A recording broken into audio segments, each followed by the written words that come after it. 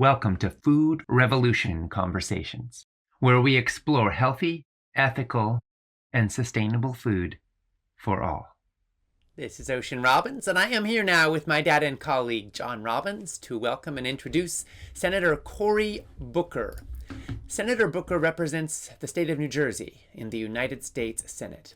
He's the former mayor of Newark, New Jersey. He's a Rhodes Scholar, and he is a dedicated advocate for healthier lunches and better nutritional education in schools, for community gardens and farmers markets, and for increasing access to healthy food in low-income communities. Senator Booker is the co-author of legislation that would lead to the elimination of factory farms in the United States. And we are here today to talk about this moment in history, about the state of our world, and about what might be a path forward. And now for this interview, I'm going to hand it over to my dad and colleague, John Robbins. Well, thank you, Senator Booker, for being with us. I am thrilled to be with you. You are really one of the more influential people in my life. When I was just in my early 20s, I read your book and it forever changed me. I just can't tell you how much of an influence you've been on my thinking and really waking me up to a lot of things I just did not know, never questioned, never really thought about food systems. So you planted seeds that have reaped a tremendous harvest in my life of activism and my work in the Senate. So it's such an honor. Your son has become a dear friend as well. And I just love you both and just am grateful for you. So when he told me, he asked me to be on with you, I'm like, heck yeah. So it's good to be here with you today. Well, thank you. It's a privilege to be with you. And I love your work. I love what you stand for. I love how you express, the ways that you bring people together, the way you form connections with people. Right now, we're in a time when things are so polarized. The conversations seem to be splitting us apart in so many ways. And you're a voice again and again that brings us together and unites us and finds common ground that we can build on to face the issues and the problems we're really facing. And I want to start by asking you about the Farm System Reform Act that you have written, and now there's quite a few co-sponsors. What's the status of that? Why did you write it? What do you hope to accomplish with it? In 2016-17, I went out to the Midwest and met with farmers, including Republican farmers, and just started learning from them and their own experiences about how broken our food systems are and entangles all of us, from the end consumers in communities like mine to our producers, and just saw the tragic realities of farmers who saw their share of the consumer dollar drop precipitously, just about 50% in the last handful of years alone, where this massive corporate concentration is going on in our food systems that are driving so many farmers out of business, that are engaging in practices that are bad for our ecology, bad for animals, bad for our health and well-being, and are driving workers and farmers out of business on so many levels. Right there in our food system, this perpetuation of a lot of injustices. And so I wanted to write a bill in partnership with a lot of these farmers and some of their organizations, like the Farmers Union, that would really get to the bottom of addressing a lot of that. So the Farm System Restoration Act, it does a lot of things. It puts a moratorium on these concentrated animal feeding operations, or these CAFOs, which are so destructive to our environment, just grievous in what they're doing to rivers and streams and groundwater. I had a Republican farmer in the Midwest say to me that he used to be able to fish from his creek and drink from his well, the land that his family's been on since the 1800s. And since the CAFO moved in, they can't do either. It also allows, therefore, people to hold those big corporate integrators that have these vertically integrated monopolies virtually, and to hold them accountable for the harm that their CAFOs are causing to communities and neighborhoods. And I'll take you down to Duplin County, North Carolina.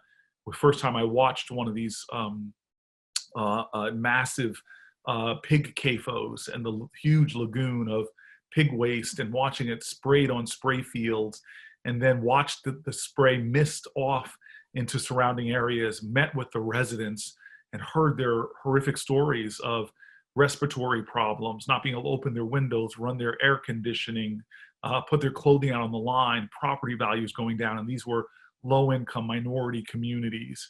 And then to help those folks, because I realized that the contract farmers that are working really like sharecroppers for the big, massive multinational monopolistic corporations, they have horrible, horrible realities in their lives as well.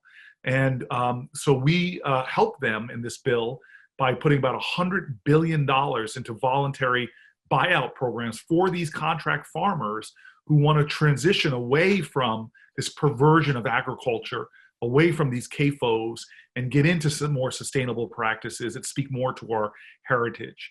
And then I want to go right at this massive corporate consolidation that frankly is hurting our country in so many different sectors. But dear God, it's making such a painful impact on farming, and really prohibits the USDA from doing all these tricks that really make them a wholly owned subsidiary of these multinational corporations. And so this bill was helped to be written with a lot of farmers, hailed by a lot of farmer organizations. But what's beautiful about this, and I know you'll appreciate it, is that it is this incredible intersection of those of us who are really about animal welfare. So there you see those activists involved. You see farmers involved. You see ecologists involved. It's created this sweet spot where there's so many overlapping intersectional yearnings for justice in our country. And I really am excited. And the prospects, this is going to be a long process of awakening consciousness in our country. And that's why, again, I love who you are and what you do, is because we know from the civil rights movement to the workers' rights movement, suffrage movement, what always preceded legislation is this country becoming more aware of the injustices that are out there. And as their consciousness grew, it helped us to change things. Remember, the jungle with Upton Sinclair exposing a lot of the horrors that were going on in the meatpacking industry, help us to make reforms, even though we're slipping back to those days. And so I just know that our success is going to be based upon how well we can expand the consciousness of our country about the injustices going on in our food systems. One of the things that's always bothered me about factory farms, CAFOs, is that they depend on concentrating animals in stocking densities that are really egregious. They're appalling from an animal welfare point of view, but they also, if you were designing a system, if you wanted diabolically for some reason to design a system that would breed resistant bacteria that are resistant to our antibiotics, I don't think you could find a more effective way of doing it. 80% of the antibiotics that are used in the United States for all purposes aren't used as medicines to treat bacterial infections in human beings, which is their rightful use, but they're used as feed additives in factory farms and CAFOs, just to keep the animals alive and gaining weight under the filthy and appalling conditions that have become normalized in these places. And so I think that your bill could help to save our antibiotics as medicines to help cure people from bacterial infections. And if we don't do something about this problem, we will lose our antibiotics. We will enter a post-microbial era, and then the next pandemic and the one after that are inevitable. Well, look, I saw an opportunity amidst this COVID crisis to address global wet markets and the awful things that go on there. And I got Republicans to join me when they're talking about other countries. But I quick to make the point to people that, if you look right here at home, we are doing the same kind of practices that could cause global health disasters. And so you pointed out, it's not just us, but a lot of other countries are taking on these practices where they're prophylactically or preemptively using the majority of our antibiotics. And these superbugs will happen from these environments. It's not a matter of if. These superbugs will happen. And we will see Americans dying from very common colds or ailments that that are just because of the antibiotic resistance. So it is a massive public health crisis waiting to happen if people don't heed the warnings of health experts and sort of prescient people like yourself. Well, if our listeners agree with you and with me that it's time now to end big ag's harmful factory farm once and for all, is there a way that our listeners could add their names to become maybe citizen co-sponsors of your bill, to maybe encourage the Senate to take it up for a vote, or to encourage their senators to become co-sponsors of it? What I will do eventually will be to petition. I do want to just let folks know that, there's an old saying in Washington, change doesn't come from Washington, it comes to Washington. And it really is the activism and engagement of people that bring about the change. And often it happens from tragedy, whether it's women throwing themselves out windows at the shirtwaist factory fire, or 4 girls dying in a bombing in Birmingham, or even the momentum we now have around policing reform because of the horrible murder of George Floyd. But the thing that you and I both know is that there's silent horrors going on that literally these companies try to hide from public view, or pass things like ag-gag laws to prevent our knowledge. And we have to be activists to expose what most Americans in our common conscience would find unacceptable. So the challenge I give in response to your question is to don't be silent. Silence is complicity. Find ways to demand the change. Find out where your legislator, House member, or senators stand on this issue, because we really need your activism now more than ever. And your social media platforms, please educate people. There are books written about this. This is information, frankly, you've been talking about for decades. It's out there in articles. There are mainstream newspapers now that are starting to really speak to this crisis in our country. And so I just ask people to be activists. And remember, there is a economic justice aspect to this. There's a justice in terms of animal treatment in this. There's health and well-being of humans in this. There is a support for farmers as our original entrepreneurs in this. There are racial justice components in this. There are economic and climate change and climate justice issues in this. This is one of those points that if you said, hey, I don't have that many areas because I'm busy working my job, raising my kids. Well, this is one of those, Archimedes said, give me the right lever, I can change the world. This is one of those real leverage points to look at our food systems in America and to take steps to correct this injustice. And I feel really blessed to be one of the voices in Congress and amongst, finally, it was lonely calling this out. In fact, I'll tell you a funny story. I was with a well-known senator talking, and I'm on the Environmental Public Works Committee, and I just got to the Senate and was telling them that, when it comes to climate change, the animal agricultural sector produces about as much as damage as just the overall transportation sector.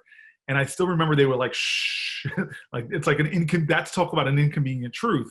They didn't want that. And I found that sort of a shocking kind of response. And so I'm happy to see from that moment first in the Senate, now more people willing to stand up and say this. But I tell you, there is a powerful lobby.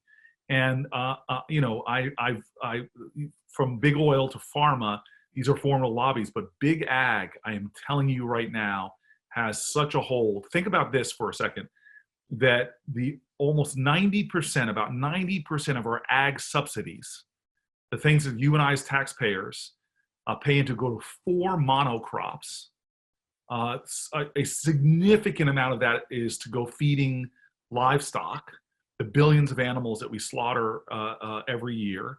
And then the rest of it often goes to things that make us sicker, corn syrup. It's why that my kids here in Newark at the local bodega can buy a Twinkie product cheaper than an apple, because we have created food subsidies that further subsidize animal agriculture, as well as, unfortunately, the things that often give us diabetes and heart disease and more. We have such a savagely broken food system, but these powerful interests protect it. And it's not for the small independent family farmer. This is for these big multinational corporations who get billions of dollars because of our subsidies and fiercely protect these broken systems that make us sicker, that are often hurting animals, that are driving climate change with tearing down rainforest and more. So I'm laughing because this is my girlfriend Rosario, who just did a great film about soil erosion called "The Need to Grow," which further talked about these farming practices that are being done by these massive integrated multinational corporations that are just destroying our climate and our ecology. And the one thing that even her Rosario's film was talking about is that this idea of pitting farmers against activists like us. The reality is there's this common space. I believe we should be paying farmers, as my bill gives billions of dollars to get farmers out of these traps, but also paying farmers to do things like cover crops, crop diversity, and all the things that would make us healthier, but also help us to meet the climate future that we have. So I'm hopeful that we are on the beginnings of a larger movement and consciousness, and especially that's going to help to localize food systems even more, make them more resilient to moments like this where we have crises of pandemics. But I'm just asking all your listeners to double down on their activism in this space. We really use your social media platforms, use your voice, use your engagement to start waking people up. Because when you tell people the truth, I always say you get folk woke. They realize that this is wrong, and you get more people involved in this movement, and we will hit a tipping point. It seems to me that you're bringing together animal rights activists who tend to believe, some of them anyway, that it's wrong or unethical to use animals for food, with farmers who make their living using animals, for breeding animals, raising animals for food. And you formed a coalition because both sides have an investment in a food system that actually works for people and the environment and for the animals. There's something about the way big ag has taken over meat production that has pushed small farmers into situations that are a living hell for them. There's no way out for them. I see your bill as potentially, anyway, being a path forward for them so that they can actually do what they wanted to do, which is grow food for people to eat in ways that are healthy for the environment and for the people who eat that food. And don't depend on egregious animal suffering. Don't depend on polluting the environment atrociously. Don't depend on going into debt all the time. And I really want to applaud you. That's a remarkable achievement. Well, I don't know if you heard about this, but I ran for president last year. And I had these cynical folks saying to me, you're going to get killed in the Midwest when you're going through Iowa. What is some vegan guy? First of all, I would stand in front of Iowa farmers and get huge rounds of applause because I was connecting to them on issues that they are passionate about. They know, forgive my language, they're getting screwed by these massive multinational corporations. Their heritage, many of them have been on the land since the original land grants that were given generations ago. Immigrants that came from Europe that got a plot of land that's been in their families for so long, but now they're being muscled off of it because of these massive corporate consolidation. And so I'm glad you see that. And we have got to create these unexpected coalitions in our country that if we're going to get the kind of strength to get these things done. King said it, we're all caught in an inescapable network of mutuality, tied in a common garment of destiny. Injustice anywhere is a threat to justice everywhere. The injustice faced by our farmers to people that live in inner cities, it's all interrelated, and we need each other. And the last thing I'll say, because you have this spirit where you can't lead the people if you don't love the people.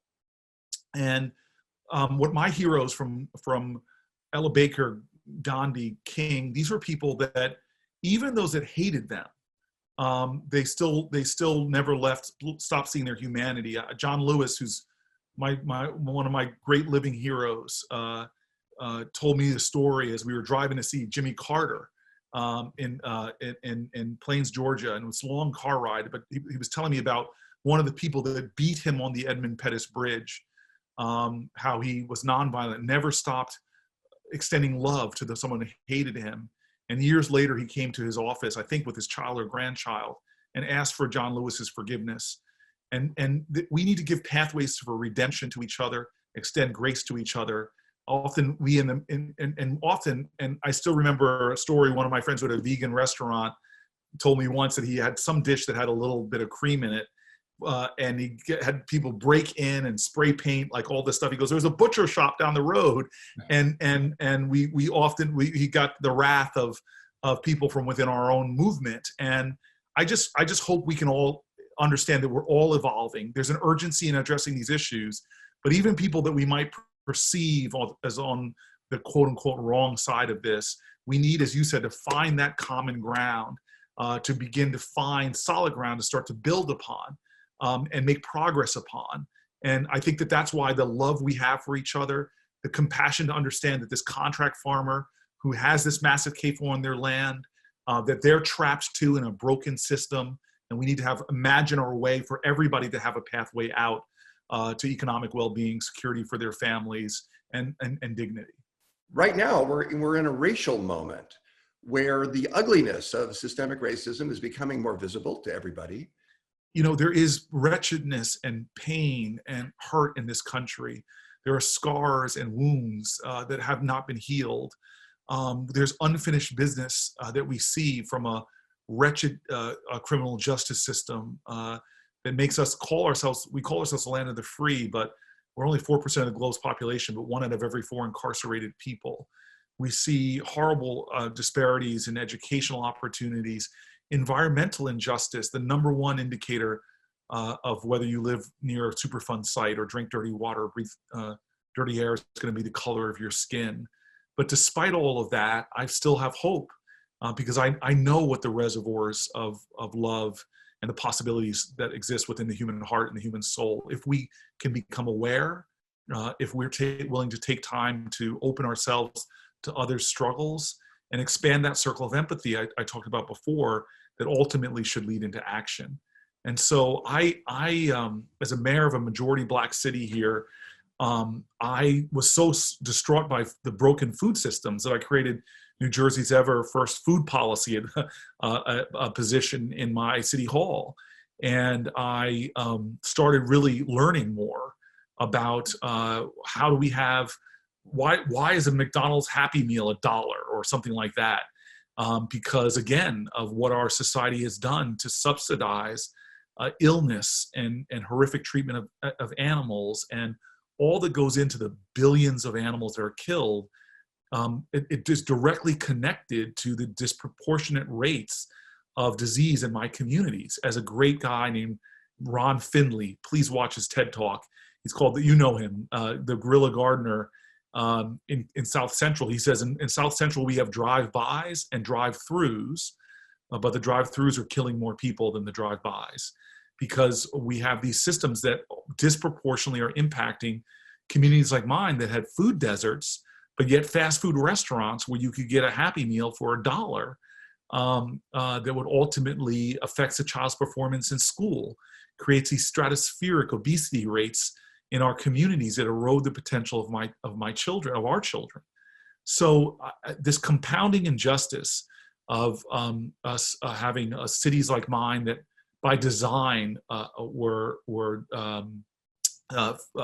pockets of poverty, where housing discrimination, where environmental toxins were loaded into our city. Our city has everything from the county incinerator put into Newark, all the highways cutting through the inner city. And so you're a child here, you grew up with environmental toxins, food deserts, a criminal justice system. Look, I went to Stanford and Yale and saw more marijuana being smoked there than in inner city communities. But you know what, if you're Black in America and white in America, no difference between using pot or selling it, but you're 4 times more likely to be arrested for those things in inner city communities. And for people who think that, hey, we're a nation that's legalized, stop. In 2017, there were more marijuana arrests in America than all the violent crime arrests combined. And so you just start compounding these injustices concentrated in areas where Black and brown people live: environmental injustice, criminal injustice, economic injustice, all these things. And then you add on to that the fact that you, as we saw with policing, where you have communities afraid. And so I just want everybody to be disturbed by that. I want us all to not be comfortable with a society where the color of your skin still determines the challenges, the pain, the hurt, the threats. I don't want another generation of adults in this country teaching children, like my parents taught me, that you need to protect yourself. You need to be on guard because people are going to fear you. People are going to surveil you and search you, where you can get killed for a misunderstanding. And so this is why I just, again, I have a lot of love for you, my friend, because that you help us to understand the intersectionality of all of these issues, and that we're not that different, and that the plight of a white farmer in the Midwest is directly tied to the plight of a child in an inner city community. And that by attacking these unjust systems, we could heal this country and help to heal the divisions and heal the rifts, and we all will elevate as a result. Oh, that's beautiful, Cory, and thank you for that. You mentioned Ron Finley, and I know him and have interviewed him several times for our summits, as you've been also part of. He's a beautiful man, and he's very artistic, he's very creative, and he's growing gardens in the inner cities. And Yes. I keep thinking about how during World War II, Americans planted home gardens. They were called victory gardens then. And these gardens produced 40% of all the fresh produce that was eaten in the country was produced in these home vegetable gardens, community gardens. And I keep thinking we could do something like that now. And if we had sufficient government support, it might. Yeah, I just want to say that you're 1,000% correct. When I was mayor of this city, we decided to do that. We turned city blocks into farms, creating all of this agriculture in our country, and to localize food systems, to invest, to use our big ag subsidies to support local communities doing this stuff. This is not a matter of us not having the resources. We have it. And I'm proud. I don't know if I told you this as a friend of mine. I'm so excited that Rosario's moving from Los Angeles in with me in Newark. And the first thing she said to me is, let's build a greenhouse. Let's create our own garden. You got to start living as thoroughly consistent, Cory. And when you said that, it so touched me, because that Buxton grandma of mine, that Des Moines grandmother of mine, bragged until the day she died. She was born the year before women got the right to vote in America in 1919. And she told me these proud stories about her victory gardens, about her rationing during World War II, and about how this country used to have this ethic. We're not seeing it right now. Now it's all like my freedom to be individual, to make my own. No, we viewed our freedoms differently in my grandmother's generation. We felt like we had a responsibility to each other. And that was how we created a freedom from fear, a freedom from want, a freedom from the Nazis, is when we found ways to work together. And my grandmother, a Black woman, bragged about how she helped to beat the Nazis, and she was a part of a movement. And so this idea of thinking local, it's not just a slogan, it is really a way of being. And if we can start to reimagine our food systems and localizing them, we're going to empower farmers and restaurants and the flourishing of our health. So you thrill me when you talk about Ron's philosophy, but how it's urgently needed. And I hope the next time we have a conversation like this, Rosario will be sitting next to me and she'll be telling you about my experience growing food here at my house, my victory garden. I look forward to that very much. My victory garden. Yeah, that's her trying to say right now that she wants to talk about our victory garden. Yes. Okay. My victory garden. Yes. Thank you, Rosario.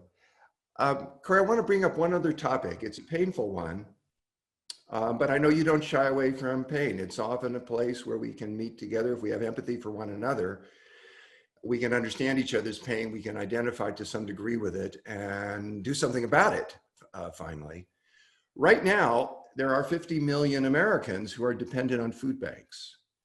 And for people who are in this situation, just getting enough calories to survive can be difficult. It can be arduous. It can be perilous. There's all kinds of challenges involved in that. And I'm of the belief, and I know you are too, that in a nation as wealthy as ours is, this is a crime against humanity. This should not be. Cory, what do you think we could do as a society to decrease food insecurity, so that the poorest people, the poorest among us, would not have to fear starvation and malnutrition, so that we could have healthy, ethical, and sustainable food available and affordable to all. So it is an American shame that we have so much food insecurity in the wealthiest nation in the world. And before I start talking about our food systems again, I just want to talk about the sin of people who, in my community, who work longer hours than my parents did, but still need to rely on food subsidies, food stamps, food kitchens, just to feed their families. And we have got to start talking about living wages in this country, about labor. The irony of my friend Natasha Laurel, God rest her soul, she's now passed away, but working in an IHOP where they barely pay her enough money, where she still needs housing subsidies. She still needed SNAP benefits. She works in a restaurant where they outsource the costs on society, from everything from the subsidizing of the beef that they're serving in their hamburgers, all the way to all of us subsidizing their labor costs, because they're not paying their full-time workers like Natasha, who caught extra shifts and still found it impossible to keep up. We have this awful reality in this country where work does not pay. We've used our tax code to shift wealth upwards. On so many levels. We carried interest. I can go through the things that shift by giving wealthier people more tax breaks. We shift wealth up, as opposed to doing the common sense things like expanding the earned income tax credit, expanding the child tax credit. Just would eviscerate poverty in America and lift the amount of people into food security that live in insecurity. And I haven't even started about the elderly in our country. 7 million seniors that live effectively below the poverty line because their Social Security checks don't go far enough. Because Social Security taxes are regressive taxes, in the sense that somebody making $40,000 a year, $50,000 a year, $70,000 a year pays a lot more percentage of their income in Social Security taxes than someone making $4 million a year, $5 million a year, and $6 million a year. If you just moderately raise the Social Security tax contributions on the wealthiest Americans, you could take those 7 million seniors out of food insecurity, where I remember, like it was yesterday, talking to a Iowa senior who was telling me that they rationed their insulin because they couldn't afford it, and are living in this kind of economic insecurity because of prescription drug costs that are out of control, or their safety net does not go far enough. So it's hard not to have a conversation about economic justice. And when we're talking about corporate consolidation in the ag industry, this corporate consolidation is hurting us in so many industries. The last example I'll give you that is in my dad's generation. By the way, remember, the minimum wage when it was put into place was above the poverty line. It is not above the poverty. It's never kept up with inflation. In my dad's generation, wages paid more than today. And New York Times Magazine did an article comparing a janitor that worked for Kodak, that old company, but then it was a tech company, versus a janitor that works for Apple. And they compared their life experiences. Well, the janitor that worked for Kodak actually worked for the company, and she got a tuition assistance program, so she went to school at night. She worked hard, American dream, worked hard, got the reward, got her degree, moved up in the company from a janitor to mid-level management, a great American story. Well, the janitor that worked for Apple doesn't work for Apple. They work for an outsourced company that wins that bid with Apple by suppressing wages and driving down the income. So now suddenly that person, they're doing the same work that this person did. But now instead of going to school at night to try to get out, they're actually working a double shift and a triple shift. And then we blame them when they're not home to check homework for their kids, or can't do a lot of those things that often we think that Americans should do, but don't realize that so many Americans are working themselves to death in substandard housing because they can't afford their housing costs, relying on food banks because they can't afford food, needing public benefits, and the story goes on and on and on. I do not understand why we would do this to ourselves when we know children perform better in school when SNAP benefits are increased. We know that families who are teetering on poverty can be brought out of poverty just by having food security added to their lives. So there are a lot of systemic things we need to do on the food side. to provide better access to bountiful food in our country through what we do with our subsidies, what we do with SNAP.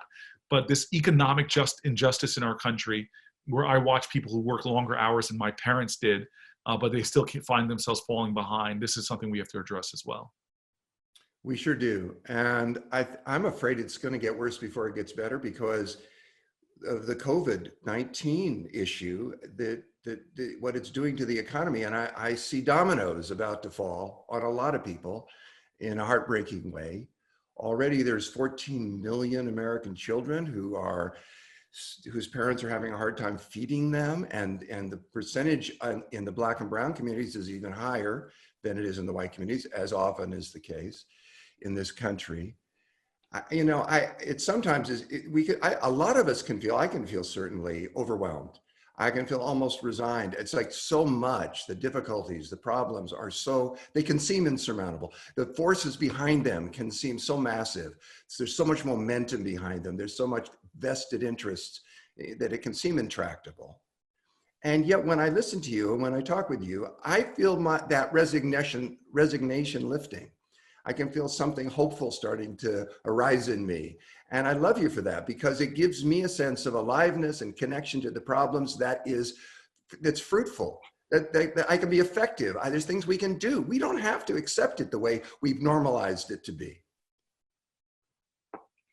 Yeah, look, I learned from people in the city and the community around you who helped raise me into an adult and the person I am today, who have, as I said earlier, their hope is scarred and calloused.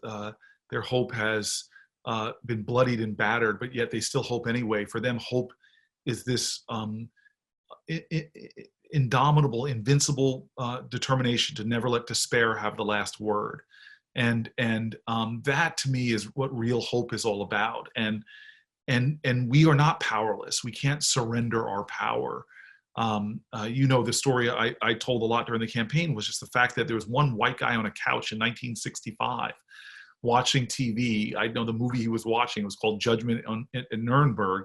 It was March 7th, 1965. He's on a couch in New Jersey and watches John Lewis and marches on the Edmund Pettus Bridge.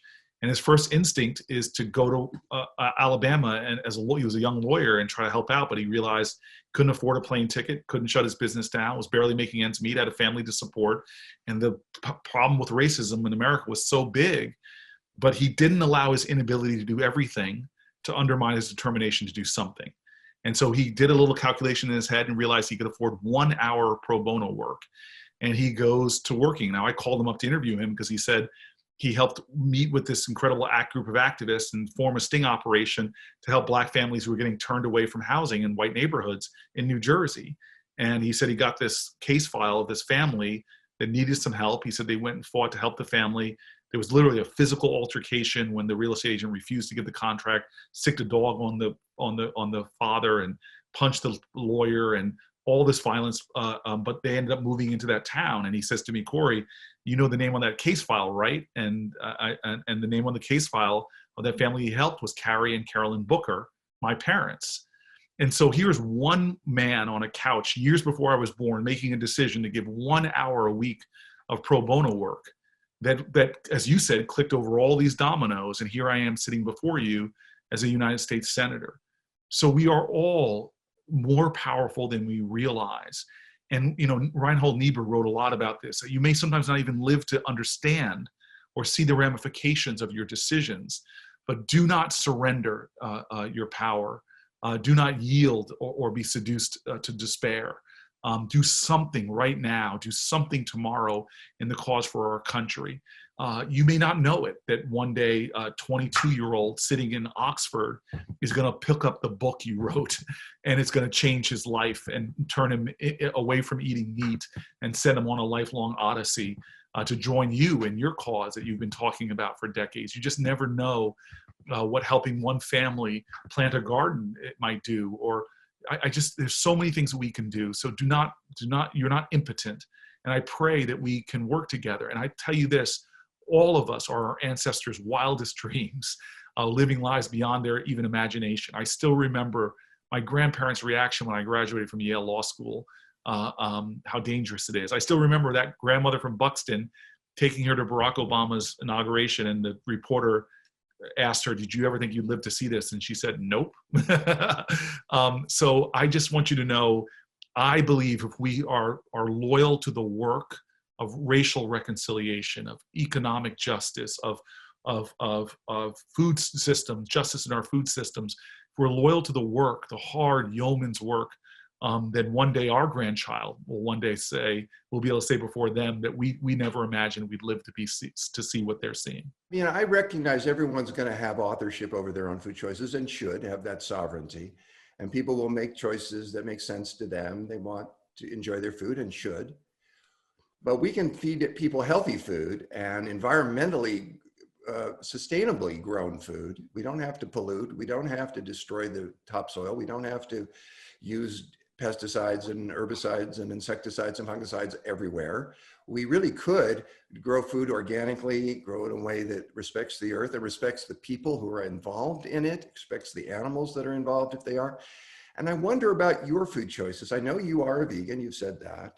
I know you also do respect people's right to choose and need to make their own food choices. Why do you make the food choices you make? What is it in it for you?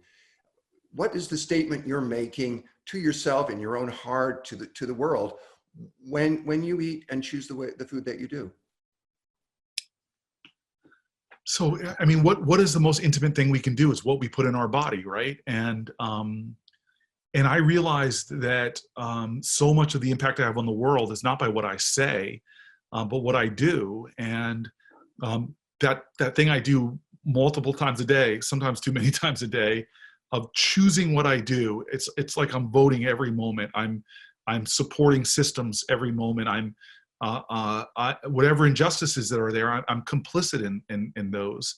And so I really mean this, that your book sent me on this odyssey. I was stunned when I read through those things. And I realized once you know, you can't go back to not knowing. And I realized that if I was going to be my own choices of integrity, if I was going to live a life in alignment with my own integrity, then I had to stay true to myself, because to thine own self be true. It's the most important thing. And I have to say, I became a vegetarian, knew I should become a vegan after I read your book, but it took me years and years and years. And I remember learning a lot about the egg industry and knowing about for me again, the baby chicks being born, the male chicks being put into like a garbage disposal. And one day I was at a hotel, have those big trays of eggs. And I was just going through the line, I was sitting down in front of my eggs, and then I knew it. They call it neuroassociative conditioning. My brain had shifted. I couldn't eat that anymore without associating with things that were so, for me, so not in accord with my values. And so you're right, I have no judgment, nothing but love. If people had judged me when I was 15, 18, or judged me when I was 35 and still eating Ben and Jerry's and ordering pizzas, I just think we should just take care of our own, and also have the humility to know, I don't know where this suit was made. Fast fashion is something that's awful.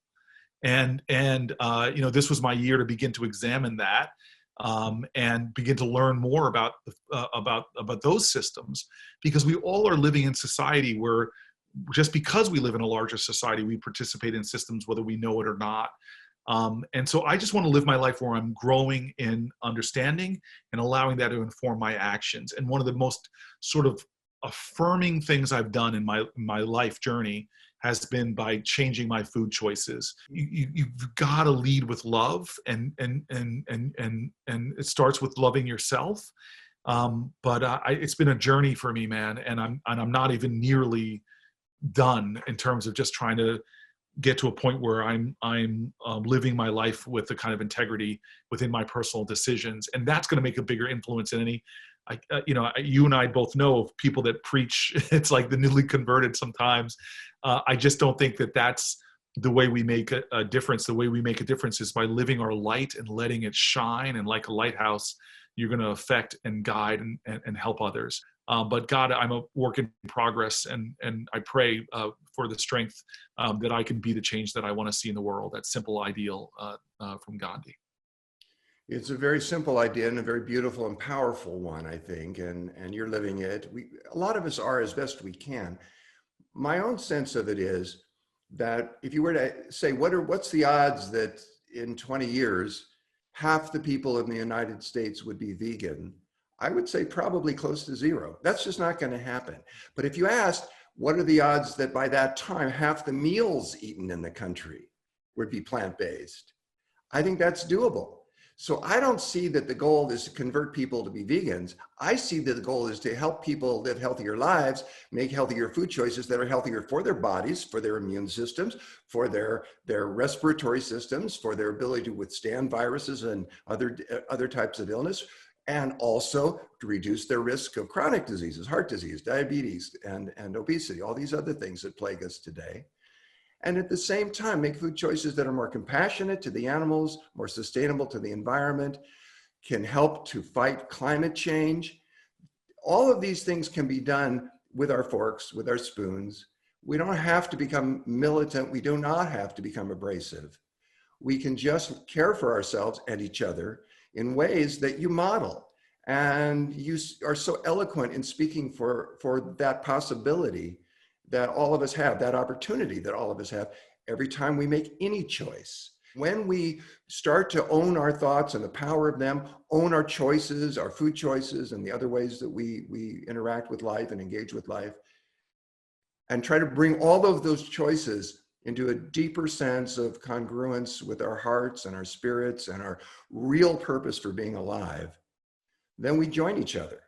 Then we're together in this, facing racism, facing a pandemic, facing all the ugliness and problems that haven't been addressed and need to be addressed in our society, facing the wealth inequality problems, facing what's happening with our hearts open to one another so that we can work together to solve these things. And I just love you, Cory, for being such a beautiful spokesperson and embodiment of this opportunity that I think we all have. Well, you just called me eloquent while you just literally, I'm going to play this back because the way you put things there are so kind and gentle and beautiful and also practical and pragmatic. I love what you just said about we're not going to, half the world is not going to become vegan or half our nation, but to reduce, that's a much bigger thing. I mean, I tell people this all the time as, 10% more people being vegan in America is not as powerful as 50% people making significant reductions in the meat that they consume. But the gentility you have towards others and the love and compassion you have towards others, wherever we are in our journey, that's what we always need to affirm. And that unconditional love of my friends who can't imagine a 4th of July without a steak. God bless you, love you. And let's both keep telling our truths and be open to each other's journey. And I'm not going to be, mean or militant or any of that stuff. Again, you are a person of great eloquence. And as I said, one of my great life heroes for how you've lived and how you've taught me from afar. When I finally got a chance to meet you, it's like, what's that old warning? Don't meet your heroes. Well, I met one of my heroes and he exceeded my adoration that I already had for him. So just thank you. I pray that God gives me the chance to do a lot more work with you on this journey because I just would love to find ways to help elevate the message that you've been consistent on for decades now. I just think that you are a great healer in this country and a great light worker, and I'm just grateful for you. Well, thank you, Cory, and thank you for being with us. Thank you for all the work that you're doing, that you've done for a long time, and that you'll continue to do. Your star is ascending. Your prominence will grow, and that's a wonderful thing. It's a blessing to all of us. So I want to thank you for being with us today. Thank you for your work. Thank you for being who you are, in my heart, in our world. Thank you. Thank you. Appreciate you, brother.